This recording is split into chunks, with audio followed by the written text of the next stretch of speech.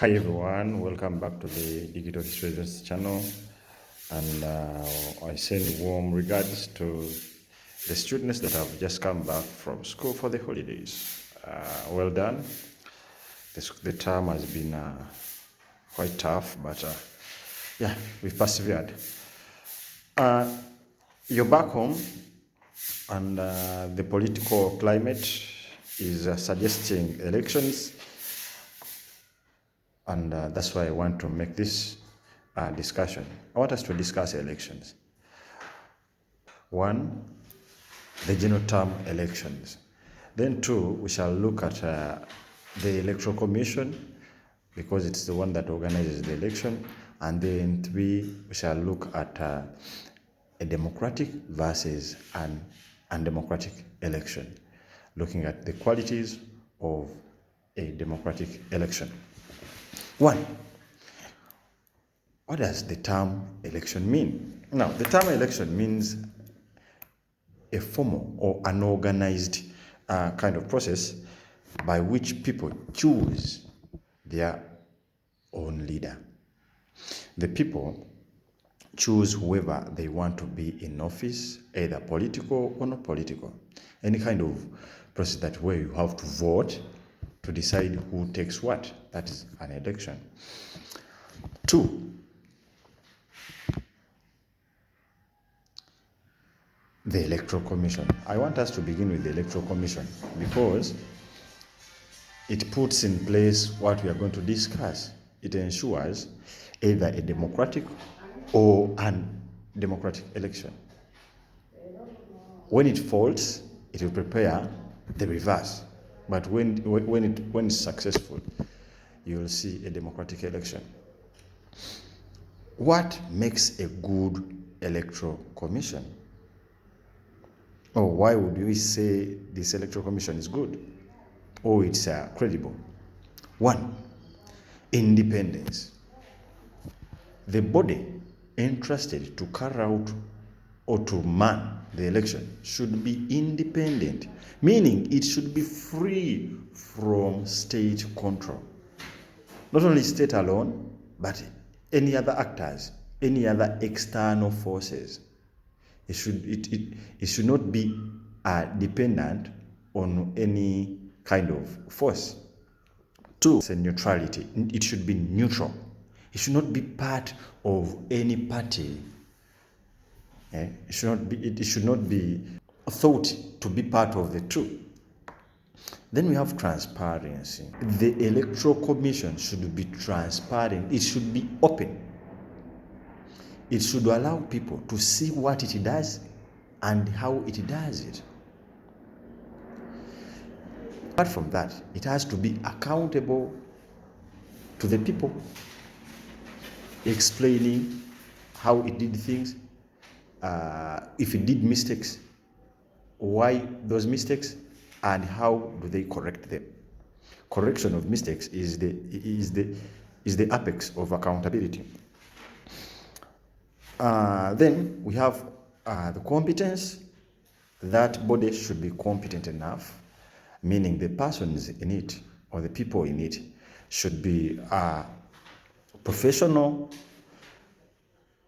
and should run the process minus making a lot of mistakes. In other words, it should be well organized as the body to minimize mistakes. Integrity. Integrity means honesty and being trusted. That body should be honest, should be able to say the truth, and should be trusted by all the people. Before Simon Byabakama, we had Engineer Badru Chigundu. Both of the two have been criticized for being with the personal relations with the president. It is alleged that Simon Byabakama was once a lawyer for the president. So many people are disputing him, Simon Byabakama, and saying he's untrusted. They are calling him uncredible. Then We have accountability. Whatever body is put in place should be answerable to the law and the public. In other words, if there are any mistakes made, can they explain to the public? And can they make corrections of those mistakes? That is accountability. Inclusiveness. A good electoral commission should ensure that all people, regardless of sex, regardless of religion, regardless of height, regardless of color, regardless of anything, can access the vote. All people can vote, and all people can participate in the electoral process. Then we have security. The body entrusted to man the elections of a country or of a nation should ensure security of people that are voting and all property and all logistics. In other words, all logistics that are used in the process. We should not hear that now you see here the ballot boxes were stolen, there a polling station was attacked or what? Nothing like that. So that brings me to the end of that, and I would like to now discuss what makes up a good electoral process. Qualities of democratic elections. As we discuss this, I would like you my student, to keep on kind of comparing with what you see on the ground. By the end of this, I want you to take a personal judgment whether Uganda is conducting democratic elections or not. My role is to show you what ought to be, and then the judgment is upon you. 1. Universal suffrage. Adult universal suffrage means the ability of all adults to vote. All adults that are of age to vote. Every individual, regardless of sex, regardless of religion, regardless of what, has to vote so long as they are of age. In Uganda, it's age 18. However, the restriction or the limitation of minority groups, the poor, sometimes opponents are, they are denied voting.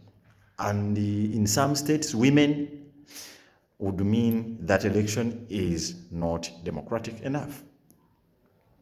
So if you see any of those happening in our country, that means we are doing undemocratic elections. But if you're not seeing any of those, we are good to go. Then we have free and fair voting, meaning that votes are cast freely. People go to the polling station and cast their votes freely without intimidation, without coercion, not even bribery. A person has to vote with no external forces acting on that individual. Then we have regular intervals. The election process should come regularly in a given period of time. For example, in Uganda, we vote after 5 years. It is regular at times that are stipulated by the constitution, and they are consistent. So if there is a defined time for elections in Uganda, then that would mean that would serve as one of the indicators that we are doing democratic elections. However, it is not the defining factor for democratic elections. No. There is no single factor that takes it up all. That when you see this, that means we are doing a democratic election. No. There are very many factors that come up to make what we call a democratic elections, and we're still discussing. Then there is competition. There should be competition in an election, meaning there should be multiple parties or many individuals, not one. There should be someone competing against the other, such that people choose, really choose. There should be rule of law. And in this we are meaning that there should be clear laws that govern the electoral process. And the laws should be applied to all, not selectively. You know, there is that problem in Uganda. At times, laws are selectively applied. They say no campaigning, but you see, you see one candidate campaigning, mostly the incumbents. You see them campaigning, but their colleagues not campaigning. So that is undemocratic. That means the process is not fair enough. Transparency and accountability. Citizens in a country or in a constituency have a right to see how the process is run. In other words, the process has to be open from the preparation process or stages, then the casting of votes, counting of votes, up to the period of declaring the winner. All these processes should be followed by the citizens. If any of those is done in the dark, that means people shall inevitably doubt the process. But if people see whatever process we are going through, whatever stages, that means they are going to trust the process. The electoral process should be free of fraud and vote rigging. Rigging is in many ways. There is ballot stuffing, is when more than one ballot is cast for an individual. In other words, an individual casts 3 or 4 or 2 votes for their candidate instead of one. Where they bring ticked or pre-ticked votes or ballot papers, boxes are stolen, boxes of ticked ballot papers. Someone comes, steals the box, runs away, and disappears. Those things are also there. At times, there is political gerrymandering. Now, my students, political gerrymandering is when the incumbent government manipulates the borders of constituencies to make sure that they have many members of parliament as possible. There are times the government cuts constituencies, smaller constituencies, to make sure they have as many members of parliament as possible. You understand? There are even times when, after seeing that an opposition political party might win a constituency, they downsize it such that the opposition political party takes a smaller one and they get a candidate for the bigger portion of the constituency. At the end of it, you find that our parliament has more than 500 members of parliament. But from that, political gerrymandering, it's anti-transparency. To add on transparency, there should be independent observers. Independent observers. We, as a country, do we also allow election observers to come here? Yes. Many. From EU, from the East African Community, the US, from African Union. At least for that, yes. Whether they truly observe or not, that's not my job to discuss. I, of course, have discussed the visible one, that they always come and they are known to be independent election observers. Respect for results. respect for results. I repeat, respect for results. The candidates should respect whatever comes out of those elections. If at all the process has been transparent, conducted by a fair, a credible, an honest, and independent electoral commission, that candidates shall respect the results. But if the other factors are lacking, definitely they won't respect the results. In the 1980 elections, the UPM felt cheated and ended up calling the elections undemocratic. What followed? Going to the bush. So if we don't handle the elections in a way that is convincing to the public that we are running a fair election, that means the end result shall be going to the bush. Someone would ask, do we still have bushes? All forests have been cleared. Of course, there can be a modern bush. Hey, modern warfare is not conducted in bushes or in forests.